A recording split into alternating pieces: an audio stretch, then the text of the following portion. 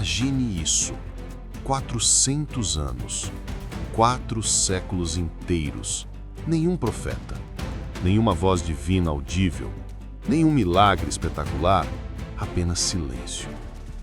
Esse foi o período mais angustiante da história de Israel. O povo reconstruiu o templo, esperou pelas promessas, clamou por libertação, mas os céus pareciam mudos. Será que Deus os abandonou? Será que as promessas falharam? Ou será que algo maior estava sendo preparado exatamente nesse silêncio?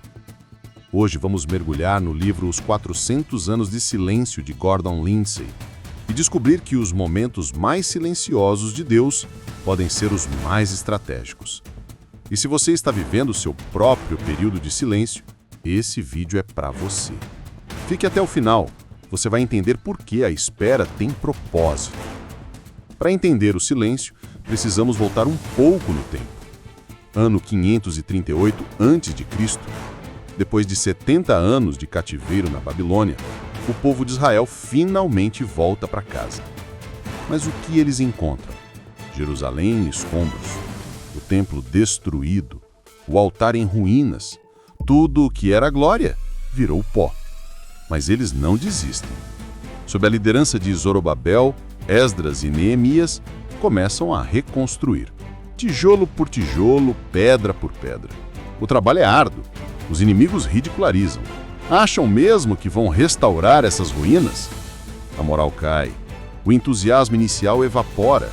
E o pior, quando um novo templo fica pronto, os mais velhos choram. Por quê? Porque lembram da glória do templo de Salomão. E esse novo templo é menor, mais simples, sem o esplendor de antes. Lindsay faz uma observação poderosa aqui. Reconstrução nunca é fácil. Seja de um templo ou de uma vida. Quando você está levantando algo do zero, cercado de oposição, com recursos limitados e memórias dolorosas, a tentação de desistir é real. Mas algo mantém aquele povo firme. A promessa. Os profetas Ageu, Zacarias e Malaquias tinham falado. O Messias viria. A glória futura seria maior que a passada. Eles só precisavam esperar. E é aqui que o silêncio começa. Malaquias fecha seu livro com uma promessa. Eis que envio o meu mensageiro. Então, nada. Nenhum profeta se levanta. Nenhuma voz divina ecoa pelo templo.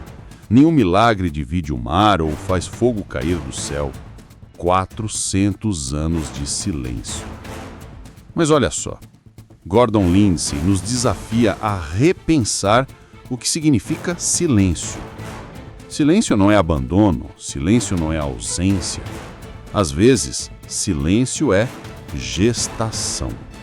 Pense comigo, o que estava acontecendo nesses 400 anos? Primeiro, o cenário político estava sendo montado. Impérios se levantavam e caíam, persas, gregos, romanos, cada um com seu papel na história. Roma estava construindo estradas que conectariam o mundo inteiro, estradas que futuramente levariam o evangelho aos confins da terra. Segundo, a língua grega se espalhou por todo o mundo conhecido. Sabe o que isso significa? Quando o Novo Testamento foi escrito, ele pôde ser lido em praticamente qualquer lugar. Deus estava preparando a comunicação. Terceiro, a expectativa messiânica estava crescendo. Quanto mais tempo passava, mais o povo ansiava, mais eles estudavam as profecias, mais eles esperavam. A sede pelo Messias nunca foi tão intensa. Sabe o que isso me ensina? Quando você não vê movimento, não significa que Deus parou. Quando você não ouve respostas, não significa que Ele não está escutando. Às vezes, Deus está preparando o cenário, organizando as peças, alinhando circunstâncias, posicionando pessoas. E você, no meio desse silêncio, pode se sentir esquecido, mas não está. Você está sendo preparado. Mas aqui está algo fascinante que Lindsay destaca. O silêncio não foi vazio. Havia heróis. Só que eles não estavam nos holofotes, não faziam milagres espetaculares, não dividiam mares. Eram os escribas, homens que copiavam as escrituras à mão, palavra por palavra, letra por letra, preservando a palavra de Deus com devoção obsessiva. Eram os rabinos nas sinagogas, ensinando a lei, mantendo viva a chama da fé, preparando corações. Eram as famílias fiéis que, mesmo sem profetas, mesmo sem sinais, continuavam circuncidando seus filhos, guardando o sábado, orando para o Deus de Abraão. Esses são os verdadeiros heróis. Não os que fazem barulho, mas os que mantêm a fé quando ninguém está vendo. Os que trabalham os bastidores, os que preservam a verdade quando está na moda abandoná-la. Pensa nisso. Se não fossem esses heróis silenciosos, não haveria escrituras para Jesus citar, não haveria sinagogas para Paulo pregar, não haveria fundamento para o cristianismo. Talvez você seja um herói silencioso hoje. Ninguém vê sua oração matinal, ninguém aplaude sua fidelidade no casamento difícil, ninguém reconhece seu esforço para criar filhos tementes a Deus em um mundo hostil. Mas Deus vê. E o seu trabalho não é em vão. Você está preparando o terreno para algo que ainda vai acontecer. E então, depois de 400 anos, um velho sacerdote entra no templo para queimar incenso. Seu nome, Zacarias. E, de repente, um anjo aparece.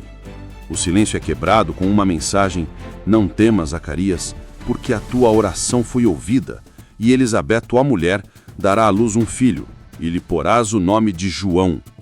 João Batista, o precursor, a voz que clama no deserto: preparem o caminho do Senhor.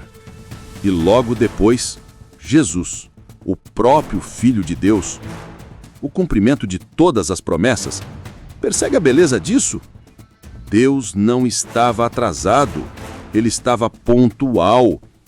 Todo aquele silêncio não foi desperdício, foi preparação estratégica. As estradas romanas, prontas para espalhar o evangelho. A língua grega, pronta para comunicar a mensagem. A expectativa messiânica, no auge. Os corações, preparados pela palavra preservada pelos escribas. E aqui está a verdade que pode mudar a sua perspectiva hoje. O seu silêncio também tem prazo de validade. A promessa que parece atrasada, ela vem. A resposta que você não vê, ela está sendo preparada. O milagre que parece impossível, Deus está alinhando todas as peças.